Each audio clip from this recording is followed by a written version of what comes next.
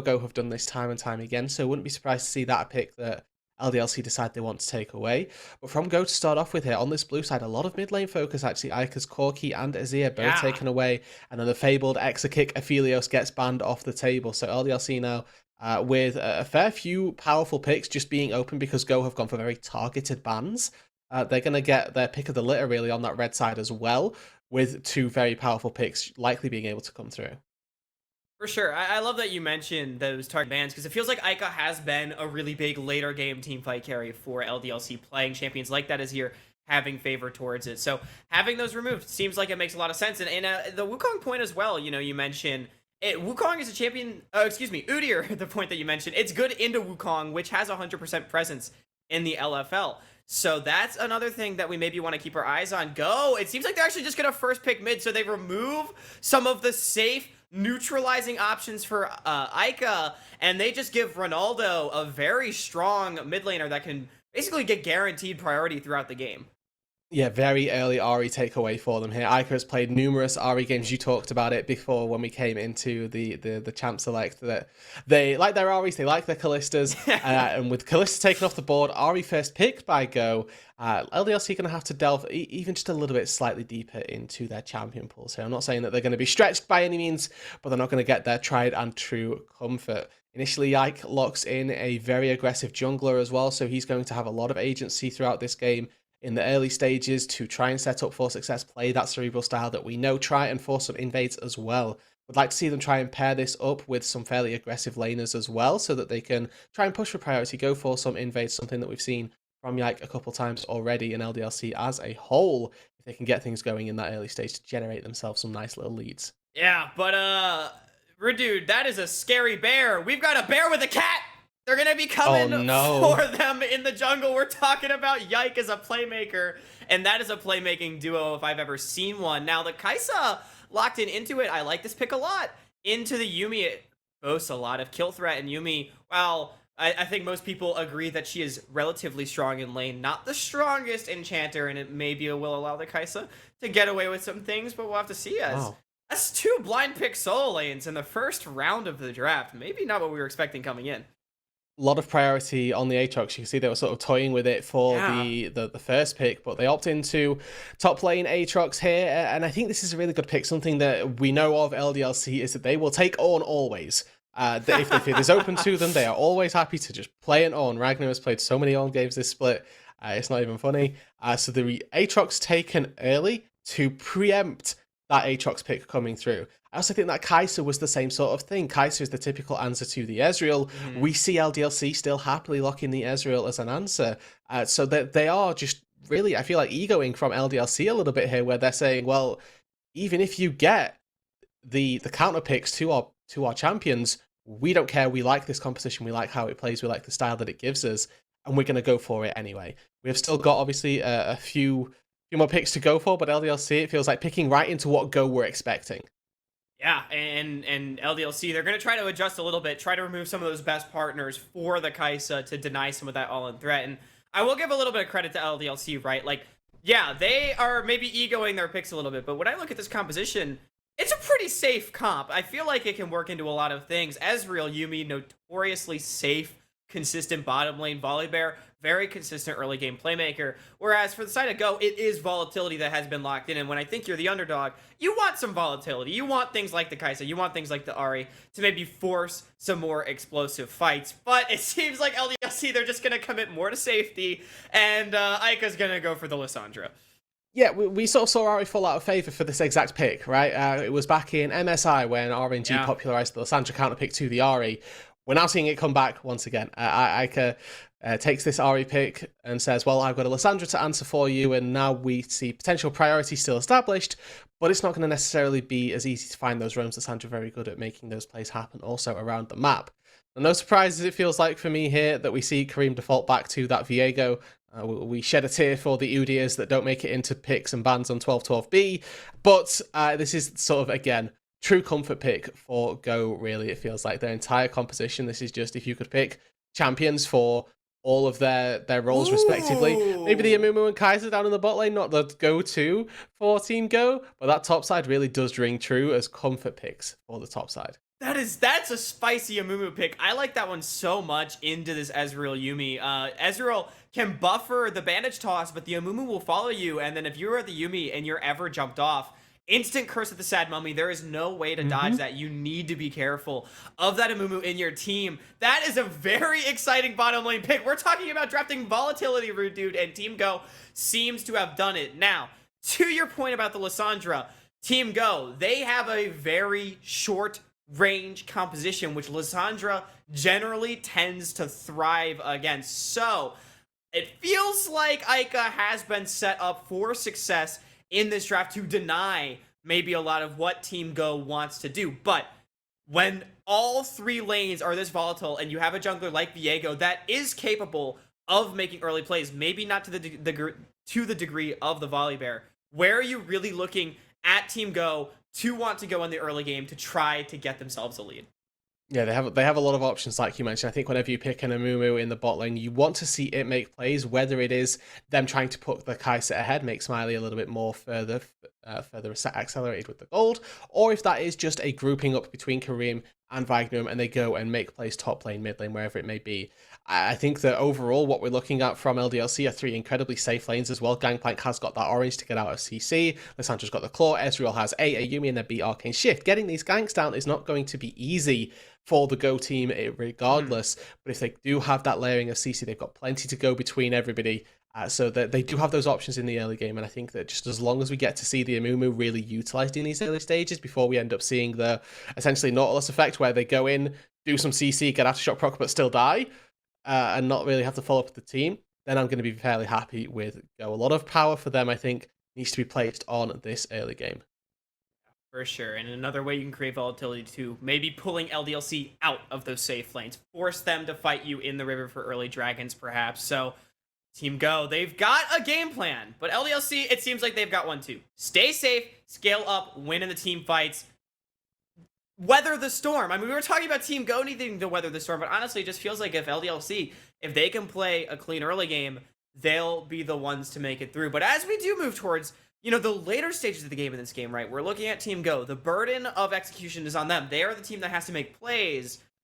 Does their composition scale up in the way that LDLC's does, or are we expecting LDLC to just, ding, time's up, 3 items?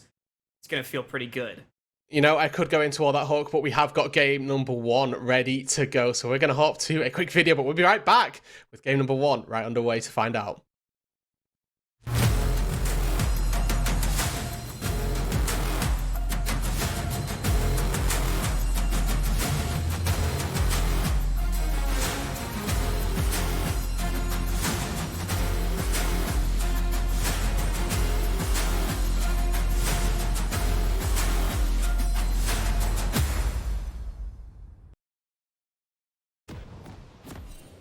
Alright, we are back onto the Rift here for game number 1 between Team Go on the blue side and LDLC on the red. It is the team that is looking to position themselves into the playoffs up against the undefeated Titans.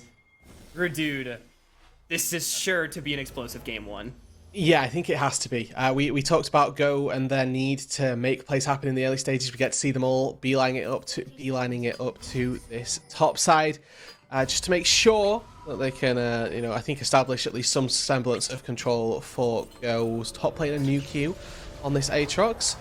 Nothing too scary to come through. They put a ward down just to give him a little bit of safety, make sure that Gangplank doesn't go for any cheeses. A question that you asked me before we came into this game was, does this Go composition also have that scaling aspect? Yes, we talked about them being on a bit of a necessity to get some early game going, and I think that they've got a couple of scaling tools. Their composition by and large is outscaled by LDLC. We want to make that caveat first, but if Smiley can get to the late game, a Kai'Sa is very, very scary, almost Vayne-esque in their hyper carry capabilities. So you don't want to be giving all of the free roam to Smiley to get up to that late game stage, or you need to have some fairly decent answers if he does.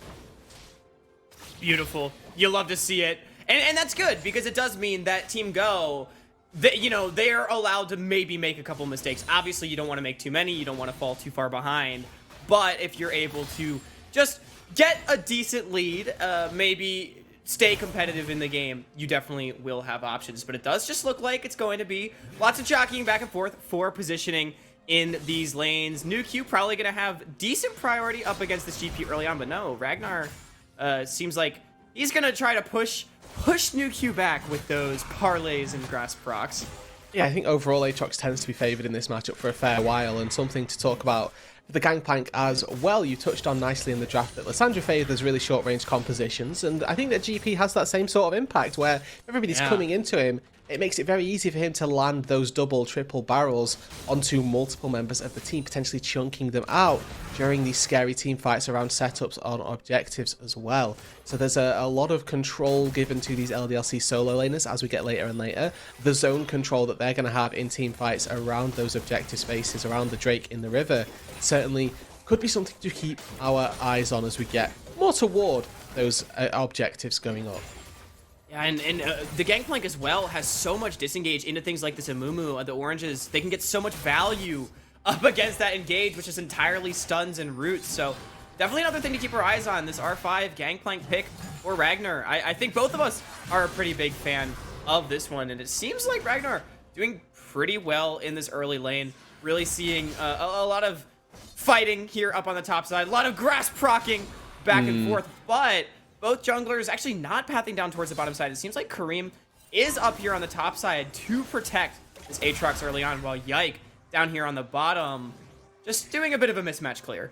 Yeah, so both of these junglers take their 5 camps and go toward a crab. The interesting thing here is that Yike actually took his Krugs and left his wolves to come back to finish off once he got through the scuttle crab. Now he gets to go back. He's going to have that little extra injection of gold, and we'll have to see whether or not he's going to look to spend that or if he's going to stay out on the map, because that looks to be his game plan right now. I wonder what he's going to try and do with that extra time where he's sort of cheating the tempo a little bit. Would have expected him to not be on the map for a little while.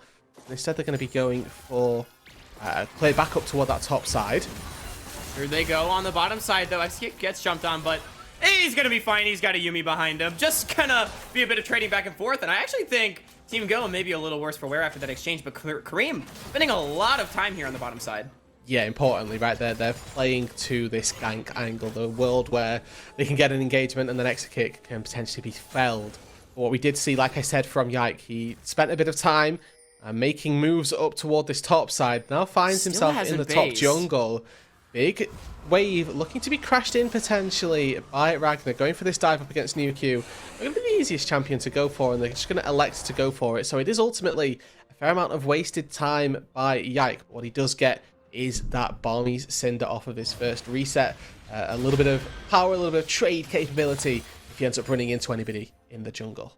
Yeah, definitely. I feel like Aatrox is not the most difficult champion to dive in the early game, but if you're going to go for it with neither of your champions having based at 5 minutes into the game, like, you got to be confident that that one's going to work out. And NuQ, got to be fine. Got to clear that wave out. Actually going to try to push out one more before taking that back. Ragnar going to be coming back to the lane with that all-important Gangplank Sheen. I like to call that the outplay item for Gangplank personally, because all of a sudden your trade pattern just does like twice as much damage as it used to. Yeah, it's one of those where you simply press Q and then you've won the trade. As long as you don't get as long as you don't get absolutely bullied on the way back out, that tends to be fairly okay for the Gangplank. But I think the good thing about Aatrox is, if the Gangplank's ever in range for his Q, normally your first Q on the Darkin Blade is also in range, and if you get hit the first one, you tend to be able to follow that up with a second and Umbral Chain as well, and that's when the trade patterns start to go a little bit worse for Gangplank. So we'll have to keep our eyes on that top lane, because largely it has been fairly even. And also worth mentioning, NuQ opting here into a serrated Dirk, so flat penetration up against the Gangplank early on, likely going to be working his way towards an Eclipse, potentially toward that Duskblade. I have seen that once or twice on an Aatrox, just to, when you get those resets, you become invisible as well, and you become an absolute nuisance. Horrifying. Yes. That sounds absolutely horrifying, Rude. Is this normal? Oh, never mind. We're going to have a dive on the top side. Ragnar first to flash, NuQ. Gets chunked. Just going to trade that one back. However, Ronaldo first on the roam. TP comes in to defend, and Ragnar's going to be okay. Everybody is just going to walk away, but we were looking for some volatility, and it seems to come first in the top side. Yeah, keep your eyes on this bot side though. What is happening as a response? It is this Drake being taken by Yike. They saw 3 members in fact on the top side for Team Go, and a really nice response by Yike here, just playing that cognizant jungle once again, able to walk into this Drake, pick up the Hex Tech, first starting off these Drake stacks for LDLC. Really good adaptation to say, okay, you've committed your resources here and ultimately got nothing for it. We're going to collect ourselves on objective, and this now frees up Yike to spend a lot of time on that top side. Rift Herald is spawning in a minute, and that now gives him, like I say, 3 licensing to spend a lot of time on this top side. It means that Exakick and DOS kind of have to play a little bit carefully, but what you can see is they're using that small window where they knew they had priority because Yike was on their bot side to push in the wave. Now they're no longer in danger because they can back off, they can get their resets in, and they should be largely safe for the remainder of this lane. And that dragon take has to feel pretty good if you are Yike and LDLC. I mean, Ezreal Yuumi, not a lane that's exactly renowned for taking pre-6 dragons, and we've seen Vignerum and Smiley have had relative priority on the bottom side pretty much the entire time, despite how much attention that Yike has played. So being able to actually take away that early objective, definitely a good win for the side of LDLC, and it denies any potential stacking for Team Go. We were talking about maybe them being able to pull LDLC out of the lanes. Now, this does put some pressure on Go, I feel like, to take this Herald. New Q, having blown the flash from Ragnar, does give you some of that playmaking potential, and it does seem like, at least for the time being, Ronaldo does have Prio in the mid, and they're going to rotate over. Yeah, importantly, look at your ADCs as well. Exakick thought about going down toward that bot lane, but has started to turn his attention up toward this Herald. It could well be a full-on 5v5 around this Drake. Important cooldowns not available are that Cannon Barrage. They're going to engage onto New Q. Remember, no flash gets taken low, and it's going to be the final chapter, but Vignerum is here with the Curse of the Sad Mummy onto 3, and they start dropping. We were looking for Team Go to get an advantage, and they find 3 for 1 in front of the Rift Herald, maybe make it 4, as Ronaldo going in with the Spirit Rush. Yike taken so low, flash for the pullback on the Q, make it a 4th. It's a huge fight win for Team Go. And this is why we said that Go wanted to get some early skirmishes going. They have such a good scrappy composition through this early stage. Vignerum starts off that fight with a 4-man Curse of the Sad Mummy. Every single person gets locked up and rooted, and the rest of Go follow in like the sheep that they needed to be, happily just following on, leading after being led by their shepherd to the successful fight. Reset after reset for Kareem. New Q buys the time using his ulti to just bait everybody in. You see, they go for the initial engage onto this Aatrox, but he's able to hop out over the wall, and then Vignerum sets everybody up. 3-man Heartbreaker as well to follow the extra chip damage that comes from all that. And as soon as that bandage toss hits, LDLC know that the fight's over. They just kind of have to lick their wounds and see if they can take anybody down with them. They do get 1 kill in response. It's unfortunately only onto Vignerum. But a really good start for Go. They pick themselves up those 4 kills, the Rift Herald as well, and a double kill for Kareem in that topside fight has propelled him very quickly toward his first item, Divine Sunderer, already completed. Yeah, I think if you're Vignerum, you call that one a good death. You know, you threw yourself into the breach for your brothers and get them 4 kills. And I think something that I want to point out from that replay too, Rude Dude, is Exakick was not there. Smiley was first on the play with the killer instinct, and I think that also made a big difference in favor of Team Go. We were looking for them to get a lead. They now have it, 2,000 at that, and that's before the Herald has been dropped. Now, Ragnar, more attention being thrown towards his lane. If you're the side of Team Go now, are you looking to make a Herald play on this top side, or do you want to transition your pressure somewhere else to try to get gold onto another one of your carries? No, I think that going top lane certainly makes a lot of sense. I've been largely impressed by New Q as a carry prospect for Go the pretty much entire split, so putting more gold into him is certainly something that I'm always going to get on board with. If you free him up to make plays, you can start setting up for dives so easily around bot lane even if they fancied. It looks like they're going to go for the Rift Herald down in the bot side. And remember, if we go back to what we were saying a little bit earlier, Hawk, what's the one fail-safe for Go in this game if all goes worse for them through the early stages? That late-game insurance policy of a Kai'Sa, something you can never count out if you are LDLC or Go respectively. So getting a couple plates into Smiley is going to be a bad thing. Getting that Kraken Slayer likely picked up already and potentially accelerating her even closer to that second item, that Q Evolve, coming through soon.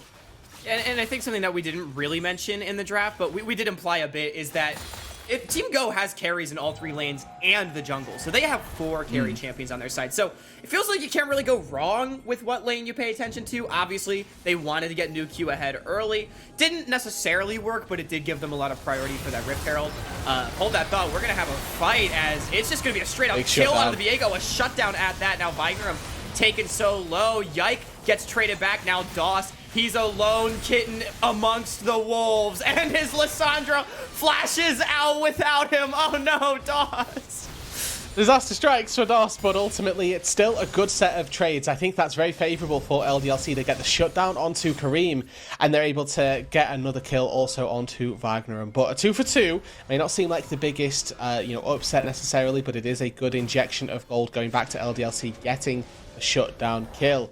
It is ultimately just a player on the bot side, a couple of kills going over the objectives, not particularly being taken by either side. But there is that Infernal Dragon alive, ready to go. You can see that everybody has pretty much gone back to base and then beelined it back out toward that bot side. Save for New Q, who does have that non-unleashed teleport, so will be able to make his way to a turret if they fancy taking a fight around this dragon. And importantly, despite the fact that there were those kills going over and they did shut down Kareem, Kareem is still at a mythic item when nobody else on LDLC has theirs yet. That could well just be the difference maker to say, okay, that'll do for us. We're going to be quite happy to concede this dragon and go 1 for 1. Yeah, and LDLC, they may have gotten the shutdown and a couple of kills right there, but they use far more ultimates. None of their ultimates were really available except for that True Shot Barrage that we saw go across. So wisely, it seems that they decide not to take a fight. Now hovering again down towards the bottom side, it seems that the focus has shifted onto this low HP tower for this Team Go squad. Exit kick. Just be careful. Yike's gonna check. Now going in, Vignerum forced to flash away. Good flash, I would say, to not get stunned up, and everybody's just going to walk out. No flash on your Amumu. That's one of your big engage tools potentially hindered now, Ronaldo. Ooh, hold on. Yeah, Ica gets engaged on, but he's got the claw. Kareem misses the stun. Barely didn't have the range. Knew Ica was going to take the claw, but couldn't quite find it. Yeah, not quite the damage there, not quite the distance either. So safety for Ica, just barely found salvation underneath his tier 1 turret. About to come taken away by Kareem, but we're going to default back to this fairly, we'll say, not necessarily slow, but back to a state of farming where we're going to be quite happy. We've made our move now. We don't want to overextend, overplay our hand too much. Taking stock of where we have advantages, where gold isn't, etc. Obviously a 2k gold lead for Go. Large amounts of that likely going to be coming out of the mid and jungle roles for Team Go. Ronaldo and Kareem, a fairly powerhouse duo, something that they need to try and accelerate a little bit here. I think it is actually just slight gold leads everywhere. 500, 400, 600. It's pretty much making up the disparity right now.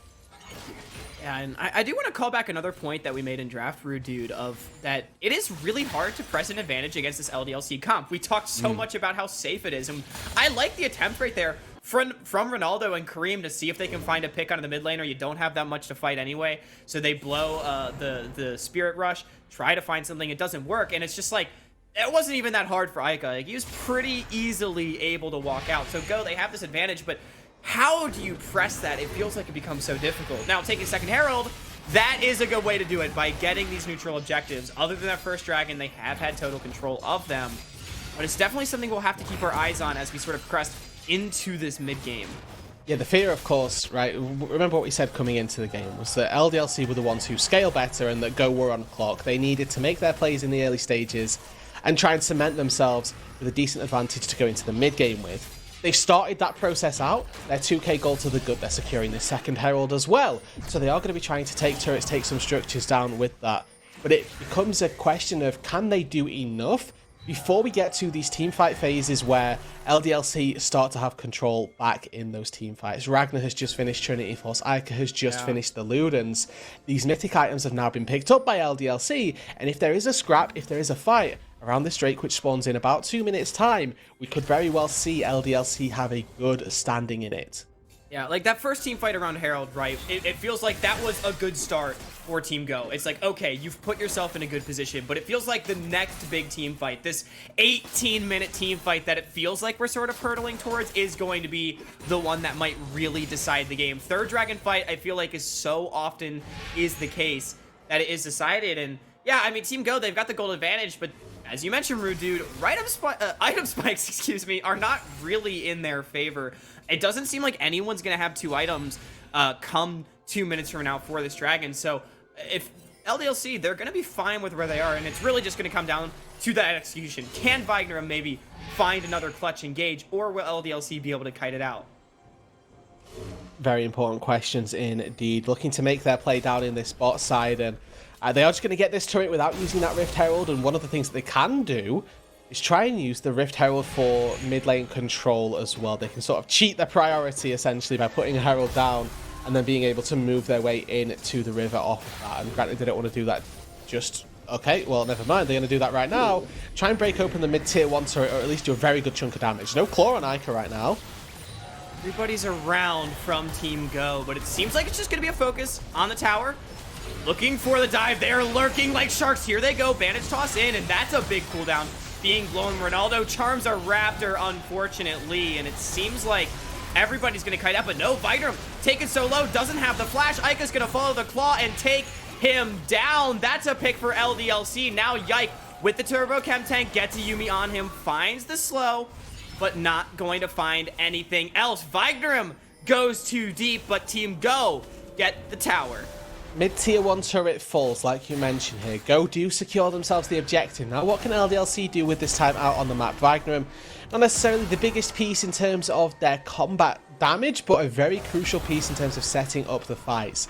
Looks like Go are going to have to concede potentially this top tier 1 turret, which is fairly okay for them, and even it looks like Nuke is going to be able to get this. So still overall, I like that map move. For Team Go, I think that they're the ones coming out on top of that. Whenever you take mid-tier 1, it opens you up to get so much more control, so much more vision in the enemy's jungle, because the enemy team doesn't have that mid lane tier 1 turret as a bastion to fall back to if you catch them out, and it gives you a lot of free reign, a lot more access to the enemy's jungle, potentially unspotted. And with all that commitment onto the top side, LDLC don't get the turret, and they're going to lose out on this second Dragon now for Team Go. It is a Mountain Drake and a Mountain Soul, not necessarily the most impactful one this time out, but certainly something to be noting of. Yeah, I mean, I feel like Mountain Drake against a more all-in kind of composition like LDLC doesn't feel too bad, but Team Go, at the end of the day, it seems like they get everything they want. They got the tower, they got the Dragon, yeah, you give a kill. But it's not the end of the world, and again, good attempt. Speaking of good attempts, though, it's going to be Yike looking for Smiley, has the cleanse, going to be forced to blow it. Killer Instinct for the shield. Nuke gonna try to play defense, but Ica goes in, gets jumped on back. Here comes the Curse of the Sand Mummy, here comes the Aatrox, and Ica is going to drop. This time around, it's LDLC that tries to make the play, but they're the ones that get punished, as now their tower will fall. They're gonna try to run them down. Team Go is going in. Ronaldo, so many Spirit Rush charges, I don't think they're gonna find another. But that's 2 quick kills for Team Go and another tower on the backside. It just feels like whoever's taking these engages are the ones that are coming out worse on the play. Very good absorption this time by Team Go. Taking the engage, not falling with it, and then Wagner finds the re-engage with the Flash Curse of the Sad Mummy combo. Look at this, they go all in for Smiley. Very well-timed cleanse as well, it has to be said. Cleanses out, gets an ulti as well to keep himself nice and safe, and that flash just well-timed enough to buy him that space. Wagner goes forward. It's actually an R flash on the Amumu that catches Ica off guard, gives him the least amount of time to try and respond.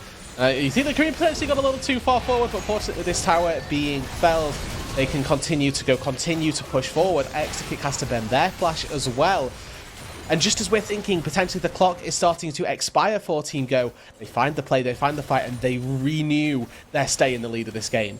And it's a 4,000 gold lead now, Rude Dude. I think we can confidently say that is a significant 20-minute gold advantage. So props to Team Go for finding that play. And everybody playing that fight so well. I love how you highlight Smiley's kiting in that fight. So beautiful. And then Ronaldo and Kareem on the re-engage playing so well. Want to give a shout out to Ronaldo in particular. I feel like playing a very good game of Ahri. I have opinions about how I feel about Ahri as a champion. I don't honestly think that she's the best champion in the current game right now on 12.12b, but clearly Ronaldo playing this champion the way that it's meant to be played in the counter matchup, mind you. Yeah, exactly. That's a really good point to bring up, that Ica, picked this Lissandra to try and mitigate anything that Ronaldo would do. And granted, the laning phase wasn't a complete wash, but these team fights are still very, very favorable for Ronaldo. He's found success time and time again with them. And currently sat 2 items, spiked the Shadow Flame in the inventory, 10 stacks on that Dark Seal as well. Potential to see that book picked up, and start writing some names on those pages. Baron, of course, is live now, Hawk, and with a Kai'Sa on the team, there's always that element. Uh-oh. Wow. I don't know if you wanted to face check that one, Kareem. He ends up getting taken down now. Vigrum next on the menu, able to find the blast cone, though. But exit kick, gonna just find the shift over the wall. And you were talking about Baron on the map, maybe a potential for Team Go, but it's going to be LDLC starting it. Now, this isn't easy. Ronaldo still has Spirit Rush. The Ascension for Nuke also there. Uh-oh, Ronaldo, though, gets the cleanse really nicely timed. Spirit rushes out, and they stop the Baron. LDLC will kite away. Like we said, it'd be easy for them to go for that Baron, and I think it's wise that they peel off right there. They would have been at the mercy of Smiley, Nuke, and Ronaldo for the most part. They even lose their mid-tier 2 turret for that, so they make a big gamble there, LDLC. Off the back of getting 2 picks, they have a little bit of time out on the map. They opt to go for the Baron instead of trying to take a mid-tier 1 turret, for example, and it really does bite them there. Not going to be the most successful move off the back of that. But overall, they're still going to be happy that they got the kills. They got a couple extra injections of gold, but they do lose a lot more control once again of their mid lane. And I want to say quickly, Hawk, as well, I don't think I'm going to get a chance to, because I think we'll be seeing a dead Smiley. Oh, Smiley, okay, wow. He's able to get away. Wow, okay. The bear was on the hunt right there, dude. Wow, okay, that was... So a little too close. If Ragnar steps like 2 steps further forward... That was a clencher. Yeah. He would have spotted them, and then all of a sudden, you would have had vision. Yike would have been able to maybe use flash, use smite, whatever. What I was going to be saying, though, is, you know, top of the day, right, my prediction was that Go would be able to take a win here, right? I think that they had the chance to take a game against LDLC, and regardless of how the game ends up playing out, this is exactly why I was imagining them having a fair chance, having them a fair opportunity in the game itself. Now we need to see them try and close. This is a great angle from Ronaldo. Yeah, it really is. Ronaldo goes in, Spirit Rush. Yike has the flash, has the ult, uses 1. Wow. But it's Aika with the re-engage. They take down the enemy mid laner. Now, can Team Go get away? Vigrum, he's in a Mumu. He doesn't have any way out, even with the flash. Actually manages to stay alive. No way, no, Aika oversteps. Ends up dropping. Kareem gets taken down as resets well. Everybody's going back and forth, as you say. Nuke able to reset. How was that a 2 for 2? I have no idea. Once again, it's this absorption of engage that is just going so well for whichever team ends up being the one engaged on, right? Go for the pick onto Yike. He ulties away, and then Ragnar just pops Ronaldo over the wall. Then LDLC feel like they're on the front foot. They go forward, and then Smiley just dishes damage out so brazenly in the face of LDLC. Manages to take down 2 members there. A very crucial set of plays right here. A Drake going over to LDLC, leveling us up once again. 2-2 for that Mountain Soul. Looking like we're not going to be reaching any Soul nor Elder win conditions for a little bit of time here, Hawk. And honestly, I'm not too disappointed. A great game so far by both these teams, and I can be very happy to see anything else more of it. Yeah, I mean, this game has been insanely competitive. We were talking coming in that, you know, oh, Team Go, they've been on a skid. LDLC, they've looked dominant. But Team Go has stayed extremely competitive this entire way through this game. And it is worth noting, that was the first fight. Oh, yeah. Baron has been started. They think they know. LDLC, they're going to check. I do want to say, that was the first fight where Team Go gave up kills but didn't get something on the back. Previously, they had managed to get towers. They had managed to get dragons, but now with Baron down to 5,000, can they manage to get this objective? LDLC on the side. They're going to let it reset. I think that is a wise call, Rude Dude. Yeah, Vagnum's already chunked to about 40% HP, so his engage is a one-way trip by all intents and purposes. But they do have control over this mid lane right now. LDLC took the long way round, so they've lost complete control over that mid lane. Potential for LDLC to lose a little bit extra, but Smiley doesn't go too far forward, doesn't step up to that turret to try and take it down. Ultimately, it's just an attempted Baron and a quick mid-wave pushed in. Nothing really gained nor lost by either side. And that's what I was slightly talking about. I think that if Smiley's there from the get-go, there's a chance that they can try and take that Baron. The Kai'Sa damage onto that big objective certainly very scary.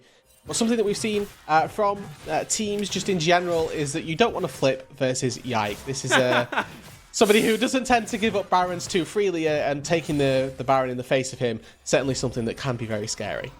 It's a risky prospect, I would say, to flip, especially against Volibear. I feel like has such an easy time getting to the pit with the ult.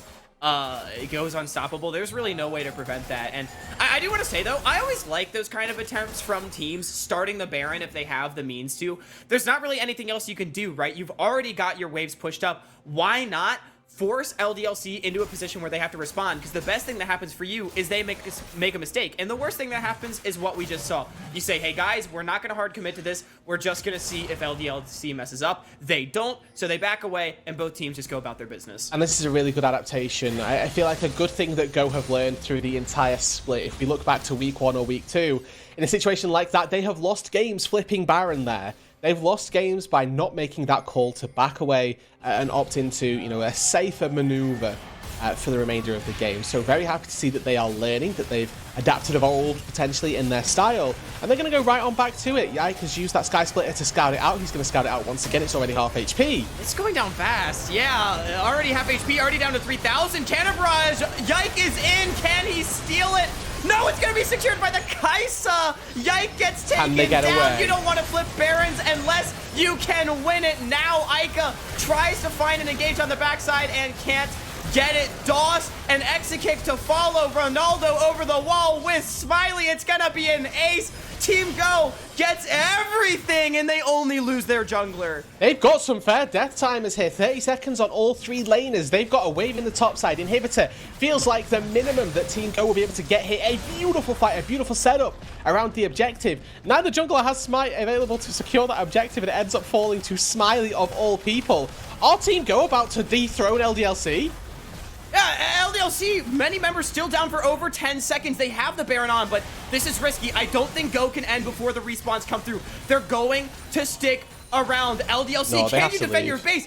Wagnerum, it's chucked out solo, and yes, they will leave. Now, Yike, no turbo chem tank. Can he run them down? Two-shot barrage. Oh. Not gonna hit, but he finds the slow Smiley. Slowed up. There's no TPs. For the Q, I think they're out. I think Team Go has managed to disengage, but Yikes really wants it. Okay, finally gonna disengage. They're fine, and I think that the chase there is just buying enough time to at least give some setup for the dragon, which is spawning in 30 seconds now. Kareem was the one sort of victim in that last fight, the person that had to go back to base at the very minimum. He got to go out, or go back to base now, makes his way down to this bot side, and it's going to be a little bit safer and at least assessing the situation, getting the lay of the land down for this bot side, securing themselves Soul Point here. Would really like to see them do a little bit more with this Baron if they've got the timing for it, though. Obviously, only sort of 90 seconds or so now when they've got the window to use the rest of this Baron. Happy if they just leave one person to solo out that dragon, potentially just have Smiley there, and then a 4-man band making their way through this bot side. Really good to see them also making the most of the downed inhibitor that they've already got, right? That top lane is going to be a fairly pushing force with those super minions coming through. You go to the opposite side of the map, it draws LDLC further away and means that they have to spend more time either traversing to and from farm to stop anything happening. Yeah, it really is a good inhibitor to take down. And I mean, that previous play, it feels like everything that could have went right for Team Go went right. They get the Baron secure. They managed to find all 5 kills, and it puts them so firmly in control of this game. 8,000 up. They're going to get the dragon for free after pushing all of these waves in. It's going to be an engage in the mid, though. It is Kareem getting rooted up, getting taken down, but Wagnerum with the re-engage. 3-man. Curse of the Sad Mummy. Double stopwatch comes through, but here comes the Aatrox. Ronaldo goes in with the charm. He gets the double. What a play. Spirit Rush back out to live as well. Team Go, they find 2. They only drop 1, but I think what they really want is just these inhibitors, and they're going to find them. That is the second inhibitor falling. If they can get this third inhibitor turret, they're going to be very, very happy, but it looks like they're going to settle while they're ahead. 2 kills for 1. They lose Ronaldo, they lose Kareem, but once again, it's LDLC finding the engage, and it's Go that come out on top. Whoever engages these fights clearly just not having the best of time with things. Go's re-engage was so beautiful. Wagnerum setting everybody up to get knocked on down. They do get that dragon. The default back was there. And this is what I was talking about. This is something that I'm very happy about with Go's macro play, that they've shored up, that they're learning from previous mistakes. Look at this. They step forward, but a beautiful charm from Ronaldo stops Ica in his tracks, doesn't get picked off there. And then 2 stopwatches, 2 stasis come through, just set up for Smiley, for Nuku. And Ronaldo, that was gorgeous. That was the cleanest Ahri play that you will see for this game. Forward, E-flash to pick up Ica before he has a chance to respond and then take them down as well. Truly gorgeous, and LDLC now on the brink of losing their first game in the LFL summer. I mean, Ronaldo is making this Lissandra counter matchup look like it's not a counter at all. And it's just because Ronaldo has been playing these fights so well. And I think part of it, too, is with the cleanse, I think Ica feels like he needs to use a CC on somebody else, which is a correct decision for sure, right? But it just means that Ronaldo has been able to dive in and out of these fights so seamlessly and so consistently. 7, 1, and 6 on this Ari. So much kill participation, playing such a incredible game. All of Team Go. Again, they're looking to dethrone LDLC. Rude Dude, I don't want to jinx anything, but are you liking your prediction? I'm liking my odds right now. They still, of course, need to finish the game. Yeah. But with 3 inhibitors down, that just become a lot easier. Baron is up in 1 minute 10 seconds. The likelihood is that top lane inhibitor is going to be the one that respawns around that same window. But until then, there are 6 super minions every single wave that are going out from Go's base. It's actually 4 because the top lane is already on that little respawn threshold where they don't spawn super minions, but the inhibit is still down itself and gives the buff to the other 2 lanes. But for now, Go with all of these super minions that are going to be flooding through mid lane, flooding through bot lane, will be able to set up completely in this top side jungle. Kareem probably needs a friend to clear out all of these wards on that top side with the sweeper.